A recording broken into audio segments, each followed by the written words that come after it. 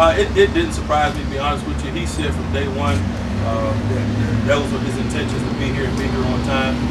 It's very important, not only for him, but for anybody trying to make this team and be a contributor. And the responsibilities that go with being the 17th pick, he's well aware of those things, so it's just magnified for a guy that's in his position. He's here, and he's about the business of getting after those challenges. Here's Steve. How important is it going to be to have the front four playing back on their own, or how much help do they get, or how you kind of it really is kind of week to week, and what I mean is, philosophically, if you get a great rush with four, great. If you're not getting a great rush with four, you better bring somebody else, and that's just kind of one of the axioms of football.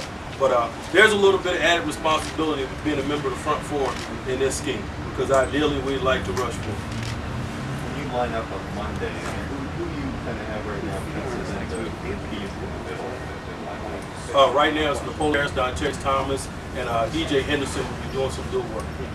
Switching between weak side and middle. Yeah, but it's added element to that. Napoleon Harris is a sandbacker. Chase Thomas is a sandbacker. They all have dual positions, learning at least two positions. So, but first and foremost, EJ will be playing Will and hit out of the cross track.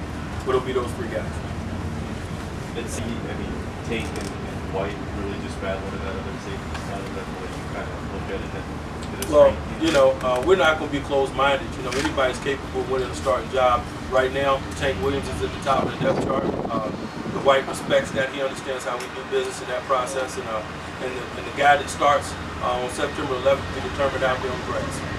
How comfortable was it for you to add White just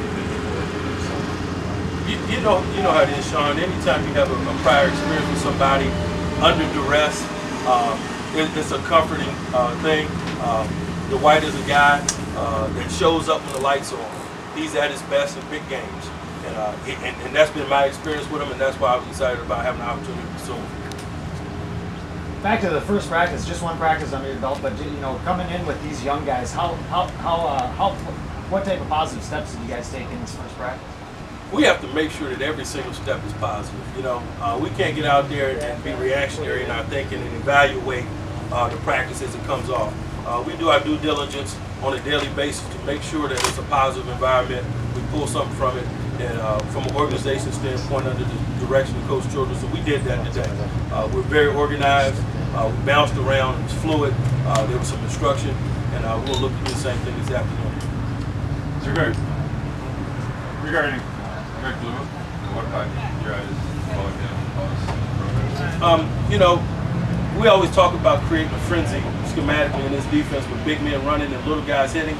And the things that attracted us to Cedric Griffin were really the same things that attracted us to Greg Blue.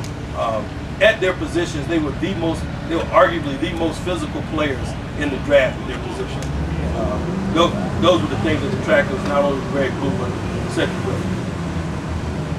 Is there a position that you're looking forward to seeing competition unfold, whether it's middle or nickel back?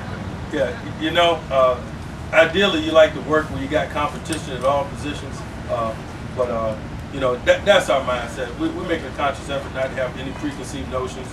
We want to be great. We got to keep it pure, and by that I mean the guys that play out there are the guys that start, and so that's the environment that we're trying to create with some of the acquisitions and the approach that we take to the work. Take two more questions. Mike, is it a little bit easier getting a chance to see some of these young guys before the vets actually get here, so you focus more on them? Yeah, but it's our intention to treat them all the same and to coach them all. More than anything, this process is for them. Give them an opportunity to get acclimated to not necessarily the ball itself, but all the things that go with the ball. Moving from place to place, the schedule, where things are located for the first timers and things of that nature. But the football is the football. We're not going to treat anybody different than anybody else. A lot of these guys have been playing football quite a long time. They know what that's about, even though it might be their first time around at this level. So we're not going to make more out of it than what it is, even though at times a lot of it is significant. One more? What have been your thoughts on Dustin Fox? Dustin's a very talented guy.